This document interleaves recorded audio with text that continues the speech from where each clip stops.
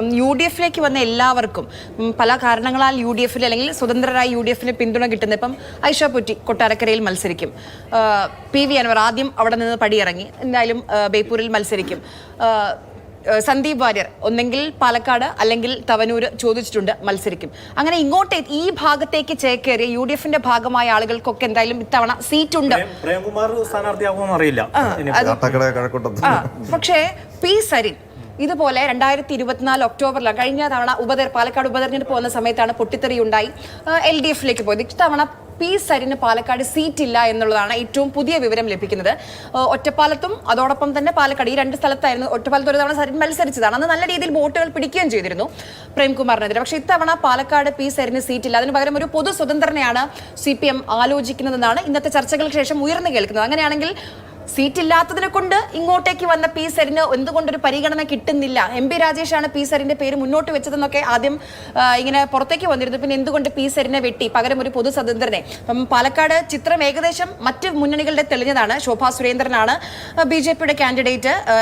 UDF-ൽ രണ്ട് പേരുകൾ, ഒന്നെങ്കിൽ രമേശ് പിഷാരടി അല്ലെങ്കിൽ സന്ദീപ് വാര്യരുടേത് കേൾക്കുന്നുണ്ട്. അപ്പോൾ എന്തുകൊണ്ട് ഇതിന്റെ ഒരു പ്രശ്നം എന്താണെന്ന് അറിയോ? അപ്പോൾ കോൺഗ്രസിന് കുറച്ചും കൂടി സ്പേസ് ഉണ്ട്. കാരണം അവർക്ക് സിറ്റിംഗ് MLA-മാരുടെ എണ്ണം കുറവാണ്, 22 പേരേ ഉള്ളൂ. CPM-നെ സംബന്ധിച്ച് LDF-നെ സംബന്ധിച്ച് അങ്ങനെയല്ല. കഴിഞ്ഞ തവണ വിജയിച്ച MLA-മാരുടെ എണ്ണം എന്ന് പറയുന്നത് നമുക്കറിയാം, ഇപ്പോൾ 97-98 പേരുണ്ട്. സരിനെ എന്തുകൊണ്ട് ഇത്തവണ അവിടെ മത്സരിപ്പിക്കുന്നില്ല എന്ന് ചോദിച്ചാൽ സരിനെ കുറച്ചുകൂടി അക്കോമഡേറ്റ് ചെയ്യേണ്ടതുണ്ട്. ഇനി തോൽവി ഉറപ്പായ ഒരു മത്സരത്തിന് വിടേണ്ടതില്ല. അങ്ങനെ സരിനെ മാത്രമല്ല കരുതുന്നത്, മറ്റ് ചില ആളുകളെ കൂടി അങ്ങനെ, അതായത് ഇനിയും ബലി കൊടുക്കണ്ട എന്ന് തീരുമാനിച്ച ചില ആളുകളുണ്ട്. പക്ഷെ അവരെ സേഫ് ആയിട്ട് മത്സരിപ്പിക്കാൻ ഒരു സീറ്റിൽ ഇപ്പോൾ P. വസീഫ് DYFI-യുടെ സംസ്ഥാന പ്രസിഡന്റാണ്. വസീഫിനെ ഇത്തവണ മത്സരിപ്പിക്കാത്തതിന് കാരണം അവഗണിച്ചതല്ല, മറിച്ച് ഉറപ്പായ ഒരു സീറ്റ് എന്ന് പറയുന്നത് സീറ്റില്ല എന്നുള്ളതുകൊണ്ടാണ്. അതുകൊണ്ട് ബലി കൊടുക്കണ്ടെന്ന് വിചാരിച്ചു സമയമെടുക്കും.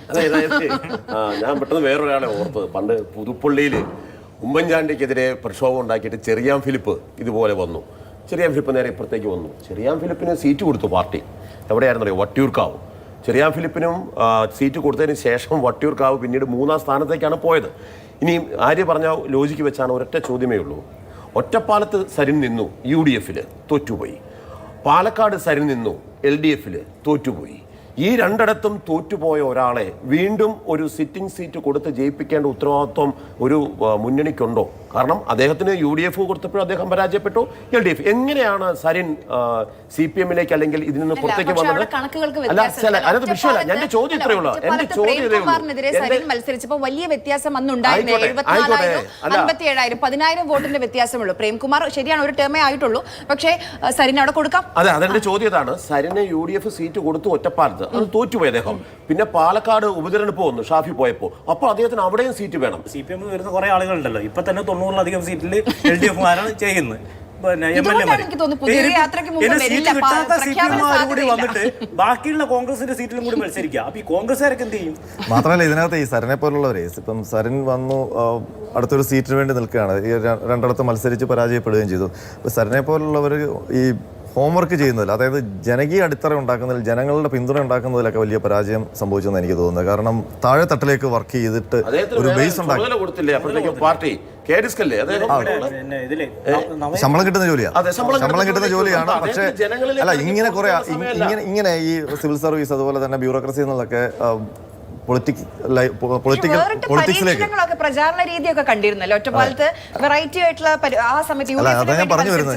ഞാൻ പറയുന്നത് ഇങ്ങനെ വരുന്ന ആൾക്കാർ ഈ സോഷ്യൽ മീഡിയയിലെ വലിയ പിന്തുണയും അവിടെ കിട്ടുന്ന സപ്പോർട്ടൊക്കെ കണ്ടിട്ട് അത് വോട്ടാക്കി മാറ്റി ജയിക്കാൻ കഴിയും, എനിക്ക് മുഴുവൻ ജനപിന്തുണ ഉണ്ട് എന്നൊക്കെ കരുതി പോകുന്ന കുറേ ആൾക്കാരുണ്ട്. അപ്പോൾ ആ ഗണത്തിൽപ്പെട്ട ഒരാളാണ് സരിനെന്ന് തന്നെ എനിക്ക് തോന്നുന്നത്. കാരണം ജനങ്ങളുടെ ഇടയിലേക്ക് ഇറങ്ങി ഒരു അടിത്തറ, ഇപ്പോൾ CPM പോലൊരു പാർട്ടിയിലേക്ക് വരികയോ അല്ലെങ്കിൽ ഇടതുമുന്നണിയുടെ ഭാഗമായിട്ടൊക്കെ നിൽക്കുമ്പോൾ ഒരു സീറ്റൊക്കെ വേണമെങ്കിൽ അവർ അതും കൂടെ പരിഗണിക്കുമല്ലോ, അവരുടെ ജനപിന്തുണ എത്രത്തോളം ഉണ്ട് എന്നുള്ളതും കൂടെ നോക്കും. അങ്ങനെ ഒരു റീഡിങ്ങിൽ സീറ്റ് കിട്ടാതെ പോകുന്ന ഒരാളാണ്.